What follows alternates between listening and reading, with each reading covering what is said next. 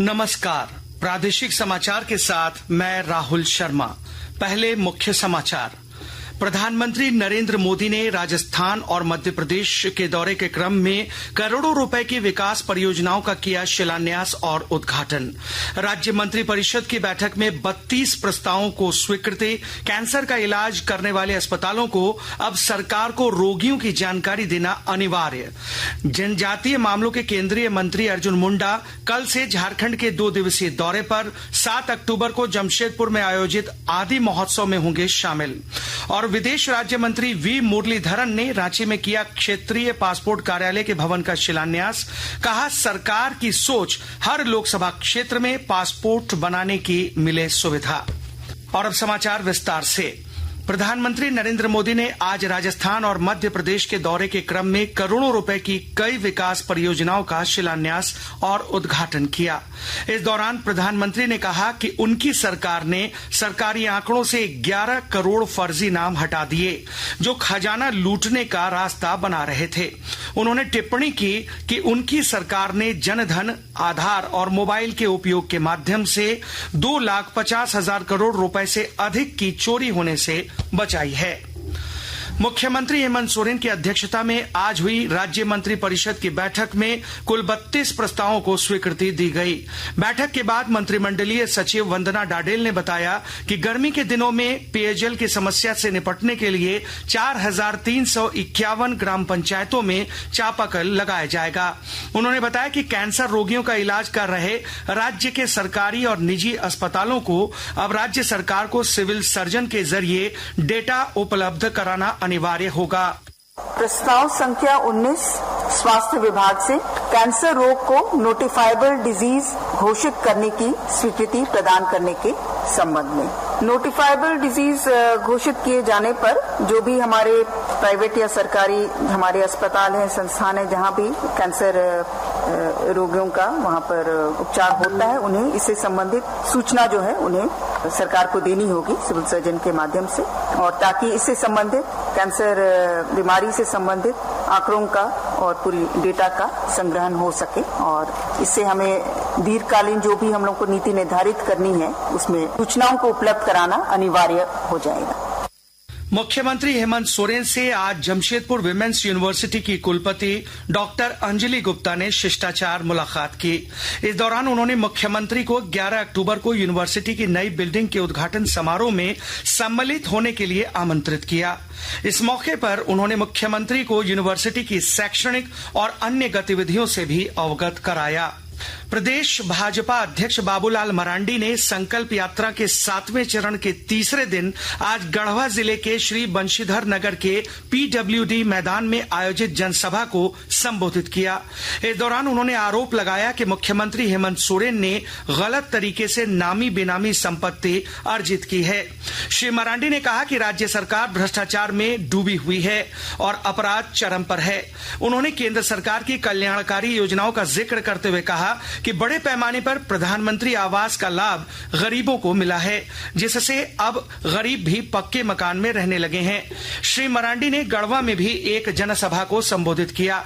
राज्य के किसानों को प्राकृतिक आपदा से हुए फसल नुकसान के भरपाई के लिए झारखंड फसल राहत योजना चलाई जा रही है। इसके तहत किसानों को प्रति एकड़ 4,000 रुपए की सहायता राशि प्रदान की जाएगी। इसके लिए आवेदन भरने की अंतिम तिथि 15 अक्टूबर निर्धारित की गई है। इस बार कम बारिश के कारण सूखे से नुकसान का सामना करना पड़ा है। वैसे किसान इस योजना का लाभ लेकर फसल क्षतिपूर्ति मुआवजा प्राप्त कर सकते हैं। आकाशवाणी के ताजा तरीन समाचारों के लिए आप हमारी वेबसाइट newsonair.com पर लॉग ऑन कर सकते हैं। ताजा समाचार x handle @AIR News Alerts और Facebook page all India radio news पर भी उपलब्ध हैं। आप प्रादेशिक समाचार एकांश के x handle @AIR News _Ranchi और फेसबुक, इंस्टाग्राम पेज तथा YouTube channel AIR News Ranchi पर भी हमारे बुलेटिन सुन सकते हैं। प्रादेशिक समाचार आप आकाशवाणी रांची से सुन रहे हैं। शेष समाचार इस विराम के बाद।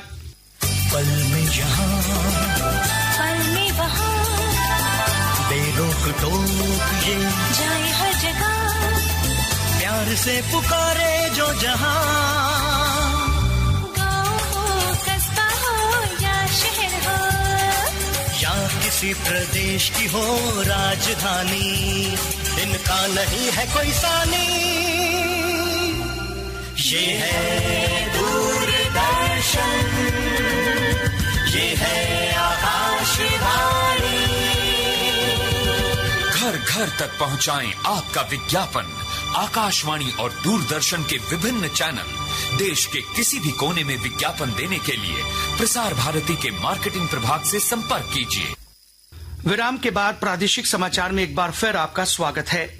केंद्रीय विदेश राज्य मंत्री वी मुरलीधरन ने आज रांची के नया सराय में क्षेत्रीय पासपोर्ट कार्यालय के भवन की आधारशिला रखी। अत्याधुनिक सुविधाओं से लैस क्षेत्रीय पासपोर्ट कार्यालय के निर्माण में करीब 48 करोड़ रुपए खर्च आएगा। इस मौके पर केंद्रीय राज्य मंत्री ने कहा कि पासपोर्ट बनाने की सुविधा में तेजी आई है।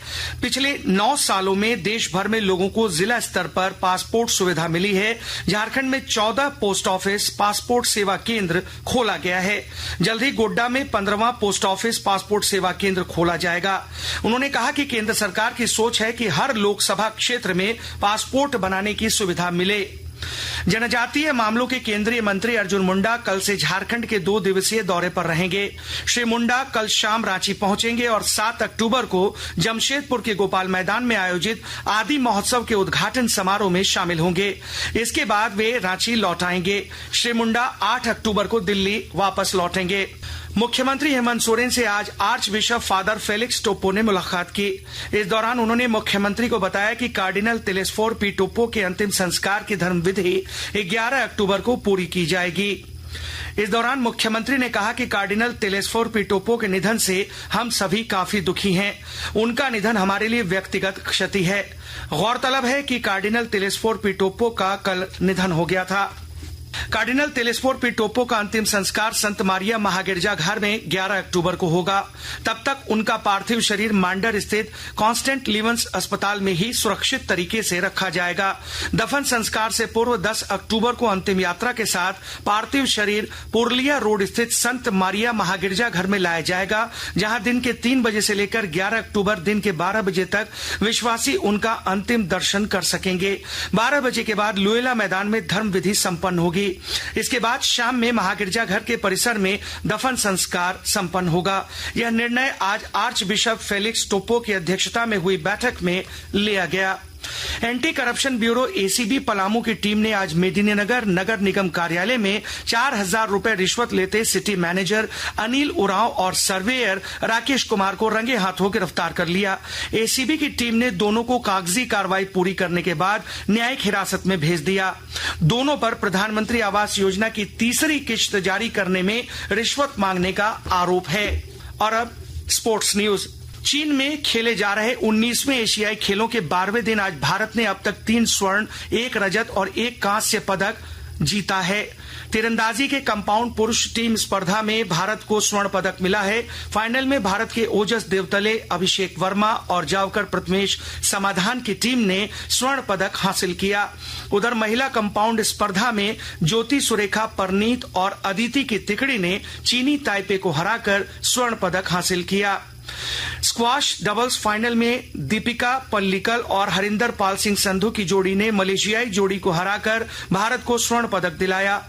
पुरुष सिंगल्स में भारत के सौरव घोषाल ने रजत पदक हासिल किया। वहीं कुश्ती में अंतिम पंघाल ने कांस्य पदक जीत लिया है।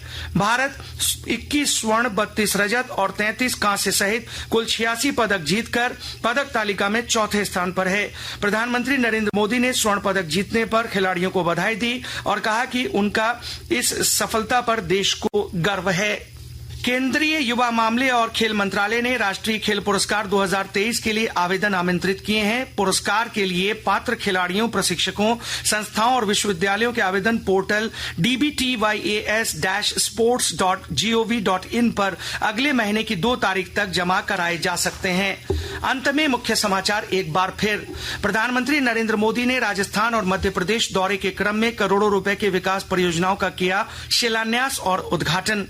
राज्य मंत्रिपरिषद की बैठक में 32 प्रस्तावों को स्वीकृति। कैंसर का इलाज करने वाले अस्पतालों को अब सरकार को रोगियों की जानकारी देना अनिवार्य। जनजातीय मामलों के केंद्रीय मंत्री अर्जुन मुंडा कल से झारखंड के 2 दिवसीय दौरे पर 7 अक्टूबर को जमशेदपुर में आयोजित आदि महोत्सव में होंगे शामिल। और विदेश राज्य मंत्री वी मुरलीधरन ने रांची में किया क्षेत्रीय पासपोर्ट कार्यालय के भवन का शिलान्यास। कहा, सरकार की सोच हर लोकसभा क्षेत्र में पासपोर्ट बनाने की मिले सुविधा। इसके साथ ही आकाशवाणी रांची से प्रादेशिक समाचार का यह बुलेटिन समाप्त हुआ। नमस्कार।